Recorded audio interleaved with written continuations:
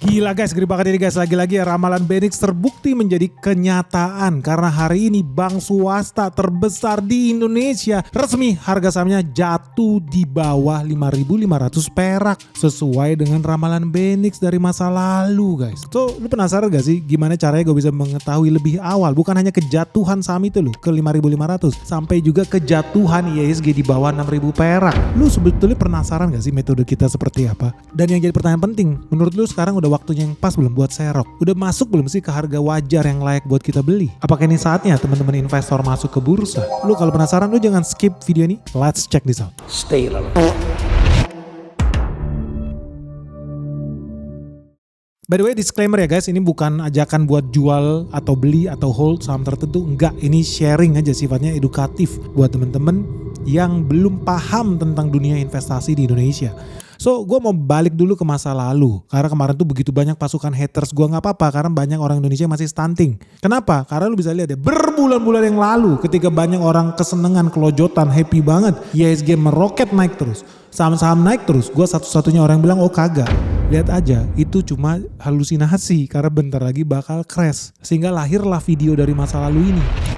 Nah, kenapa ini kabar buruk dan teman-teman harus siap ya lihat IHSG itu hancur. Bahkan nanti gue akan kasih tahu juga bank terbesar di Indonesia siap-siap juga hancur. IHSG udah pasti harusnya di 6 ribuan. IHSG udah pasti harusnya di 6 ribuan. Di 6 ribuan. Di 6 ribuan. Perkiraan gue harusnya di bawah 6.500 crashnya. Terus bank swasta terbesar di Indonesia, kalau IHSG di 6.500, bank swasta terbesar di Indonesia harus hancur, jatuh sampai di bawah 5.500. Di bawah 5.500. 5.500. 5.500. So, apa yang terjadi guys? Ini kita ngomong aja, setelah gue bikin video itu apa yang terjadi, banyak manusia-manusia stunting, kelojotan ya, pasukan haters garis keras, bagus, membuktikan bahwa program MBG dibutuhkan di Indonesia ini. Kenapa penting ini? Karena lu contoh lihat, ada si Otto Thurman, ramalan Benix BCA 5.500 kok belum terbukti ya? Oke, nggak apa-apa. Makanya lu harus antri jatah MBG. Ada Imam 123. Omong kosong, nggak mungkin BBCA ke 5.500. Nggak apa-apa bro. Ada lagi hantu 442. Mana BCA turun ke 6.500 aja nggak bisa, apalagi di bawah 5.500. Jadi banyak banget orang yang pesimis guys. Karena mereka melihat saat itu, wah euforia, semua naik, saham naik. Wah, banyak manusia halusinasi tingkat tinggi, wajar. Karena ingat ya, mayoritas investor di IHSG cita-citanya miskin, cita-citanya boncos, cita-citanya rugi. Akibatnya banyak manusia tolol guys. Wajar, karena zaman dulu gak ada MBG guys. Apalagi lu lihat tuh, Bengkelas. IHSG di bawah 6.000 gak mungkin lah, tae lo Bang Ben kata dia. Terus lagi tuh ada hantu, ini hantu semangat banget ya komen di tempat kita. Kok ada lagi, mana IHSG di bawah 6.000, mana BBCA di bawah 5.500, Beni ngangong bacot tebar fir. Oh iya sih, masa sih? Zendi Sagita masih menunggu ramalan Benix BCA 5.000, Brand 3.000, IHSG 6.000. You know lah guys, game of attention tebar fir buat jualan kelas. Ya si goblok, nggak kebagian jatah MBG. Lagi-lagi di sini gue menangis karena kemarin habis ditangkap kepala MBG karena kasus korupsi. Padahal gue sangat membutuhkan MBG itu. Karena lu lihat nih banyak manusia-manusia itu karena nggak kebagian jatah MBG, stunting, goblok jadinya. Apalagi lu lihat tuh, menunggu ramalan Benix BCA 5.000, Brand 3.000, IHSG 6.000. Kita lihat faktanya hari ini ramalan Benix guys. Gue udah dari jauh-jauh hari bilang IHSG di bawah 6.000. Apa artinya hari ini indeks harga saham gabungan 5.700 perak. Persis sesuai dengan yang gue bilang. Tapi zaman dulu orang gak percaya. Nggak percaya orang, nggak ada yang percaya, and that's okay. Mau S3 aja goblok, mau profesor tuh banyak yang goblok, bin tolol, nggak ngerti apa-apa soal dunia investasi. Terus ngomong ekonomi, pas gue cek, oh S3-nya marketing bro, S3-nya komunikasi, jualan brosur aja, gaya-gayaan lu ngomong ekonomi. Jangan-jangan, bukan jangan, gue yakin suruh ngitung cow gas perusahaan aja nggak bisa. Nggak apa-apa, banyak S3 tolol dan blow on, ujung-ujungnya apa jadi pengkhianat bangsa, belain koruptor, jadi saksi ahli di persidangan, membela koruptor, bangsat lu emang lu. Apalagi, terbukti, Bank Sentral Asia. Gue bilang apa, di bawah 5.500, relax. Zaman itu gak ada yang percaya, naik terus harga sahamnya. Gue satu-satunya yang bilang enggak, IHSG akan ke bawah 6.000, Brand di bawah 3.000, Bank BCA di bawah 5.500 dan IHSG di bawah 6.000. Persis semua kejadian guys hari ini. And that's a fact. Lu bisa lihat videonya udah dari lama pun kita umumkan. Makanya lu harus join segera di secret level tuh seperti kata si Sagita. Supaya apa? Lu bisa melihat masa depan. Ingat ya, mayoritas orang itu gak ngerti channel Benix ini bukan channel yang membicarakan masa lalu guys. Kita juga gak membicarakan situasi hari ini. Kita satu-satunya di Indonesia yang berbicara tentang masa depan. Masa depan negara lu, masa depan presiden lu, termasuk masa depan ekonomi lu, termasuk IHSG. Kayak lagi ya, gue bukan ngajak lu buat jual beli saham tertentu atau hold, no, enggak. Kita di sini sharing lah, edukatif. Tapi di situ gue juga udah bilang sangat spesifik, kejatuhan ini gue garansi ketika banyak orang euforia saat itu nggak ada yang percaya sama gue. Karena IHSG naik terus, tembus, wah bisa 7.000, bisa 8.000, Bank BCA naik terus brand. Gue satu-satunya bilang no, brand di bawah 3.000, BCA di bawah 5.500, IHSG harusnya di bawah 6.000. That's real, lu bisa lihat videonya pun masih ada. Dan banyak yang nyinyir, and that's okay. Kenapa? Karena intinya adalah gue akan selalu terbukti benar guys. That's a fact. Lu suka gak suka sama gua hari ini, that's okay, gak apa-apa. Karena lu gak kebagian MBG 20 tahun yang lalu, that's okay, gak apa-apa. Lu gak menjalankan pedoman PBB. PBB udah bilang MBG itu bagus, tapi lu gak dapet jatah 20 tahun lalu, that's okay. Tapi yang gue bilang adalah, di situ gue udah bilang spesifik. Dari bertahun-tahun lalu gue udah bilang, lu 2026 harus siap. 2026 akan banyak serangan ke pemerintah kita, ke negara kita, ke ekonomi kita, ke mata uang kita. Sampai super spesifik, gue bilang Papua akan direcokin. Kebakaran bakal terjadi di mana-mana. Uang palsu peredarannya akan meningkat tinggi. Hari ini jadi kenyataan semua. Dan hari ini lu lihat lah, banyak lembaga rating dunia juga kompak ya menjatuhkan Indonesia. Kita udah tahu lah sama-sama bosnya siapa, ownernya siapa, perusahaan ini sama semua yang punya. Kepentingannya juga sama. Ya bikin Indonesia hancur. Tapi percaya gak lu? Indonesia hancur, lu masih bisa ukur. Karena triggernya bukan dari kita duluan. Ada indikator negara tetangga kita nih yang bakal hancur duluan. Dan kita harusnya punya waktu sekitar 6 bulan buat membalikan itu jadi kenyataan atau tidak. Ini sama seperti strategi yang dilakukan untuk menghancurkan Indonesia di tahun 97-98. Tapi masuknya bukan dari Indonesia langsung, no. Masuknya dari Thailand. Krisis Tom Yam Kung. Lo tau gak itu bakal terjadi sebentar lagi? Makanya kalau lu pengen tahu detik-detik terakhir nih Indonesia bisa jadi crash apa enggak, makin chaos atau enggak, lu udah tahu dong, ngelihatnya bukan di Indonesia, tapi ngelihatnya di korban yang paling lengah buat dihancurkan sama bosnya George Soros guys. So kalau kita lihat lah, kita sekarang mau bahas soal Bank BCA, kita gak mau bahas soal negara lain lah, kita mau bahas tentang ramalan Benix yang lagi-lagi terbukti benar guys. Kita lihat ya saham bank terbesar swasta di Indonesia ini. Hari ini pemegang sahamnya 42% itu masyarakat atau sekitar 51,9 miliar lembar saham. Nah, lu bisa lihat sih sebetulnya kenapa ini bakal makin terus turun. Angkanya gue akan kasih tahu spesifik bakal turun ke harga berapa guys. Sekali lagi bukan rekomendasi jual atau beli, tapi gue akan kasih tahu. Lu bisa lihat lah hari ini jumlah pemegang saham di Bank BCA itu tambah naik atau tambah turun. Sebetulnya tambah naik. Tahun lalu ya, Desember 2025 ada 578.000 pemegang saham Bank BCA. April 2026 udah ada 761.000. Secara teoritis jumlah pemegang saham yang tambah banyak, harusnya harga sahamnya tambah naik dong. Tapi tidak guys. Makanya banyak orang yang kemarin itu sangat optimis. Wah bakal naik cuan gede nih pemegang saham ini. Karena pemegang sahamnya tambah banyak. Tidak. Enggak. Kenapa? Karena lu bisa lihat di layar kaca ya. Tahun 2024 itu kepemilikan saham asing itu ada sekitar 36%. Hari ini yang warna hijau itu makin turun ke 29%. Yang warna ungu, pemegang saham lokal, itu naik dari 5% ke 12%. Jadi betul pemegang sahamnya naik, yes. Tapi mayoritas investor lokal. Tapi kalau bicara tentang investor asing, justru kepemilikannya berkurang. Tentu ada satu hal yang bisa dilihat oleh orang bule, tapi tidak bisa dilihat oleh investor lokal. Kenapa? Matanya sama, hidungnya sama. Kenapa bisa penglihatannya beda? Karena yang satu stunting bro. Orang bule dapat susu zaman dulu. Tingginya 180 cm, 190 cm. Tapi di Indonesia banyak orang yang anti MBG akibatnya stunting otak, stunting mata, stunting hati. Ujung-ujungnya udah jelas sahamnya tambah nyungsep malah berbondong-bondong buat beli sambil ngebully Benix. Nggak mungkin Bank BCA sahamnya jatuh di bawah 5.500 hari ini resmi guys. Dari berapa? Oh ya udah dari 9.000 perak tahun lalu sampai sekarang udah 5.000 perak. Drastis bro, turunnya hampir 50% loh. Cuman ya itu dia ya orang Indonesia. Udah gua kasih tahu malah mereka nggak terima fakta. Kenapa? Karena waktu itu harga saham Bank BCA naik terus bisa sampai ke 6.000, diperkirakan tembus 7.000. Tapi ternyata kagak bro. At the end of the day mereka hanya berjalan mewujudkan skenario sahamnya Benix. At the end of the day cuma itu yang terjadi guys. Lu gak bisa melawan hukum alam guys. At the end of the day lu akan bergerak ke arah sana. Lu hanya bergerak mewujudkan ramalannya Benix. That's it. Tapi pertanyaannya guys, selain terjadi anomali di kepemilikan saham, lu harusnya udah tahu dong. Kenapa ya ketika pemegang sahamnya tambah banyak jumlahnya dari 500.000 ke 700.000, tapi harga sahamnya tambah nyungsep? Karena ya memang penurunan kepemilikan asing cuma 6%. Tapi lu tau gak, 6% itu merepresentasikan nilai setara 54 triliun. Nah pertanyaannya, apakah artinya ini kabar buruk buat bangsa Indonesia? Wah artinya Indonesia bakal hancur, kolaps sesuai dengan ramalan Benix. Kenapa bisa begitu ya? Lu mengaco. Karena apa? Kita ini kan menganalisis saham bro. Ya lu harus lihat juga.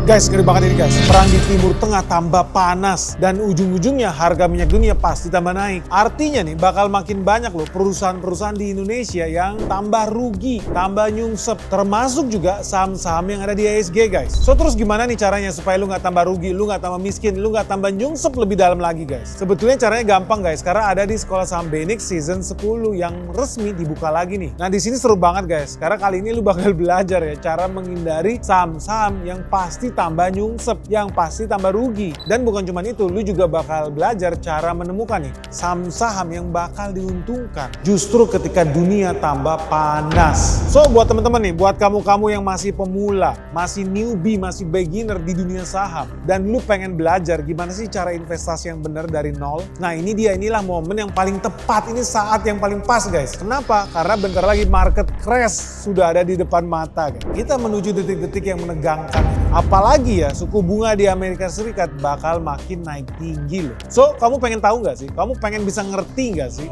perusahaan mana yang layak buat diinvestasikan, mana yang tidak layak sama sekali. Nah lu gak usah khawatir karena semuanya bakal kita bahas tuntas di Sekolah Saham Benix season 10 ini. Karena cuma di sini ya kita bakal belajar bareng cara membaca laporan keuangan, ekonomi makro, sektor-sektor unggulan yang ada di IHSG, sampai perusahaan-perusahaan yang bisa jadi penggerak bursa efek Indonesia guys. Apalagi di sini juga ada sesi Ask Me Anything ya. Sesi di mana lu bisa bebas tanya apa aja ke Benix langsung soal dunia saham dan investasi. So tunggu apa lagi nih? Yuk segera daftarin dirimu sekarang juga. Hubungin WhatsApp admin kita Michelle di 0811 868 959. Atau lu bisa kunjungin website kita juga di www.sekolahsahambenix.com. Oke guys, sampai ketemu ya. Salam sehat, salam cuan. Ya lu harus lihat juga. Ingat, behind every stock there is a company. You should find out what it's doing. Faktanya nggak ada hubungan guys. Kehancuran saham Bank BCA dengan kehancuran ekonomi Indonesia, jujur gua kasih tahu kagak ada. Terbukti dari mana? Terbukti dari GDP Indonesia naik tinggi. GDP Indonesia konsisten di atas 5%. Saham Bank BCA naik tinggi atau turun? Simple, buka laporan keuangannya. Di 2025 full year, mereka itu cuan 58 triliun bro. Di tahun 2024 cuannya 55 triliun, artinya naik 3 triliun. So kalau dibilang ekonomi Indonesia melemah, tidak. Buktinya cuannya Bank BCA justru tambah meningkat. Pertanyaannya dong, kok sahamnya tambah cuan berarti ekonomi Indonesia baik-baik aja, tapi kenapa harga sahamnya turun? Itu guys, lu harus pinter. Karena kita berbicara dunia investasi. Jangan lu goblok keblinger kayak Profesor S3 kagak ada otak. Enggak, memang dia dasarnya goblok. Namanya juga skillnya bikin brosur. Enggak bakal ngerti bisa menjelaskan fenomena ini. Tapi kalau teman-teman di sini followers sejati Benix pasti udah tahu dong. Apa hubungannya? Kok harga sahamnya bisa turun padahal kinerja perusahaan naik dari 55 triliun ke 58 triliun? Udah tahu dong penjelasannya apa? Ada yang bisa sharing nggak? Tulis dong di kolom komentar di bawah ini. Kenapa ya perusahaannya tambah profit tapi sahamnya tambah nyungsep? Coba sharing dong pandangannya. Lu kalau udah pernah nonton Benix pasti udah tahu penjelasannya. Lu udah lebih pinter dibanding Profesor S3 sekalipun. Yang nggak bisa ngerti. Pada bilang, wah IHSG crash berarti ekonomi Indonesia hancur. Wah Bank BCA crash sahamnya. Artinya ekonomi Indonesia jelek. Enggak ada hubungannya bro. Ya sahamnya hancur ya sahamnya aja hancur. Gak ada hubungan sama bisnis ya. Tetap Bank BCA ada cabang di mana-mana. Tetap orang nabung di Bank BCA. Gak terjadi bank rush seperti 98 orang berbondong-bondong narik duit. Kagak, gak ada. Lu cuman kena tipu aja sama profesor-profesor S3 pengkhianat bangsa itu yang memang pengen bikin rusuh. Karena ketika lu buka bukunya, Bank BCA gak tambah nyungsep tuh. Tambah cuan iya. Tapi bukan artinya harga sahamnya harus naik tinggi. Enggak. Itu namanya lu gak logis. Kenapa lu gak logis? Karena udah berulang kali gue bilang ini yang namanya prisoner's dilemma. Teman-teman tahu ya hari ini ya suku bunga di Amerika Serikat tinggi. Di Indonesia apa yang terjadi? Ujung-ujungnya kita juga harus naikin suku bunga juga di Indonesia. Tapi kalau Indonesia naikin suku bunga apa yang terjadi? Nggak kompetitif. Orang kredit ke bank susah. Nggak kuat bayar bunganya. Tapi kalau suku bunga kita nggak naikin, ujung-ujungnya apa? Orang berbondong-bondong nabung di Amerika. Kalau suku bunga di Amerika lebih tinggi dibanding di Indonesia. Ujung-ujungnya orang Indonesia jual rupiah dia gadaikan rupiah dia, tuker ke US dollar, and then dia nabung di Amerika Serikat. Nabung dalam mata uang dolar. Iya, karena nggak kompetitif bunganya. That's the natural flow of money. Simple. Nah, kalau gitu apa prisoner's dilemma? Oh, harusnya bank kita naikin suku bunga kita. Biar banyak orang yang berbondong-bondong nabung rupiah. Yes, tapi konsekuensinya apa? Konsekuensinya duit bakal kering di bawah. Tapi suka gak suka teman-teman tahu. Menurut gua, profit bank-bank di Indonesia memang udah kelewat biadab. laknat. Karena apa? Bunganya tinggi banget. Realitanya orang sekarang kalau nabung ke bank bunganya berapa sih? Paling 4%. Tapi lu kalau minjem duit dari bank bunganya bisa berapa? Bisa sampai 12%. So nggak usah heran bahkan sampai dibilang ya, keuntungan bank di Indonesia itu bunganya itu tinggi banget. Bahkan yang tertinggi di dunia dan akhirat. Lu bayangkan, raja neraka aja kalau kredit ke bank keringet dingin bro. Begitu panasnya api neraka, tapi kalau dia kredit di bank di neraka keringet dingin. Gila nih, panas banget ya. Mahal banget. Kredit bunga di Indonesia tingginya bukan main 12%. Tapi kalau lu nabung di sana bunganya cuma 4%. Kan gila. Jadi mau gak mau kalau ekonomi kita mau tumbuh tinggi, kita mau GDP kita 8%, 10%, suku bunga harus turun. Mau gak mau. Tapi sekarang situasi gimana? Prisoner's dilemma. Kalau kita turunin suku bunga begitu ekstrim, apa yang terjadi? Capital outflow. So apa yang harus kita lakukan? Mau gak mau kita harus berani kayak Vietnam. Oke, di depan layar kita pasang bunga global tinggi misalkan. Tahan di atas, tapi di bawah layar mainkan di bawah, khusus bisnis orientasi ekspor. Kasihlah bunga yang kompetitif di Vietnam. Kalau lu pengusaha khusus ekspor, bikin pabrik tekstil, bunga lu cuma 2%, bunga lu cuma 3%, 4% tergantung penciptaan lapangan kerja lu di situ. Lah kita kan bisa juga lakukan yang sama. Bikin spesial insentif bunga khusus, bukan buat oligarki, no. Kasih buat UMKM, kasih buat pengusaha. Selama ini yang menikmati bunga rendah di Indonesia apa? Jujur-jujuran aja cuman oligarki. Karena dianggap gak bakal gagal bayar, pasti dibayar lunas utangnya. So khusus oligarki bunganya kecil aja. Tapi khusus UMKM bunganya neraka dunia habis. Raja neraka pun ketakutan ambil kredit di Indonesia bro. Bunganya naujubillah. Tapi kita harus berani ambil konsekuensi itu. Yaitu apa? Kita kan pengen datengin devisa. Ya udahlah kalau pengusahanya memang ekspor, mendatangkan dolar, kasih kredit murah. Dan pemerintah harus berani sebenarnya lakukan intervensi cepat. Sayangnya ya, sayang seribu sayang. Yang mengendalikan bisnis bank di Indonesia bukan pemerintah. Sayangnya bank ini punya juragan. Juragannya bukan Presiden Republik Indonesia. Juragannya yang punya IMF. Kita nggak bisa berkutik. Dan ini sangat disayangkan karena ketika Indonesia masih bermimpi mau punya GDP 8%, hari ini Vietnam udah tinggal 8% udah mainan anak kecil. Hari ini tahun 2026 targetnya Vietnam punya GDP tumbuh sampai 10%. Ya bayangkan ya gimana ceritanya kita bisa ekonomi tumbuh 10%.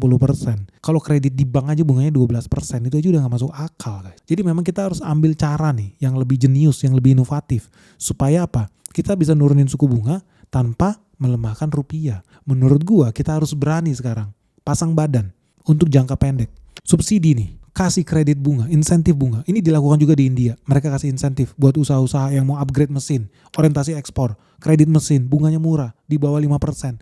Real mereka lakukan itu. Kenapa? Karena mereka mau mempertahankan dirinya, mau mendatangkan devisa buat usahanya, mau menumbuhkan ekonominya. Itu salah satu hal yang menurut gua harusnya kita dukung. Ya hari-hari ini lu bayangkan ya Indonesia, jangankan mau ekspor barang ya, baru bikin pabrik aja udah didatengin preman, didatengin ormas, selesai. Belum lagi mau colok listrik. Lu kira gratis colok listrik padahal mau ciptain lapangan kerja. Gila ya. Ya inilah ada begitu banyak nih PR yang harus kita lakukan. But anyway guys, kenapa kita jadi bahas Vietnam ya? Kita kan mau bahas Bank BCA. Pertanyaan pentingnya gini guys, menurut lu harga wajarnya Bank BCA itu berapa? Karena ramalan Benix ini udah terbukti di bawah 5.500 tercapai. Tapi lu tau gak sih gue bilang di bawah 5.500 karena gue itu orangnya baik. Lu jadi tahu dong angka sebenarnya berapa. Lu pengen tahu gak sih angka yang sesungguhnya berapa sih harga wajarnya Bank BCA? Dan apakah ini sudah waktu yang tepat buat kita serok guys? So kalau lu penasaran, lu setuju gak sih kita bahas tuntas nih? Berapa sih harga wajarnya menurut Benix, Bank BCA, Bank Mandiri, Bank BRI, bank-bank besar di Indonesia? Kita hitung presisi lo. Lu sepakat gak kita bahas di next video di part 2? Kalau lu setuju, segera like video ini. Begitu mencapai 24.000 likes dalam 24 jam, kita bikin video spesifik update nih perkembangan terakhir tentang saham Bank Buku 4. Kenapa mereka wajib tambah nyungsep? Pak, gimana kalau nggak sampai 24.000 likes dalam 24 jam? Simple, kita akan bahas tuntas di Sekolah Saham Benix season yang 10. Segera daftarkan dirimu sekarang juga. So, gimana guys menurut kalian? Setuju nggak ya kalau kita bahas tentang saham-saham perbankan di Indonesia lebih detail lagi di video selanjutnya? Karena kita belum berada di bottom market crash. Market crash aja belum dateng guys. Oke guys, semoga video ini bermanfaat. Segera daftarkan dirimu di Sekolah Saham Benix season 10. Sampai ketemu. Salam sehat, salam cuan. Bye-bye.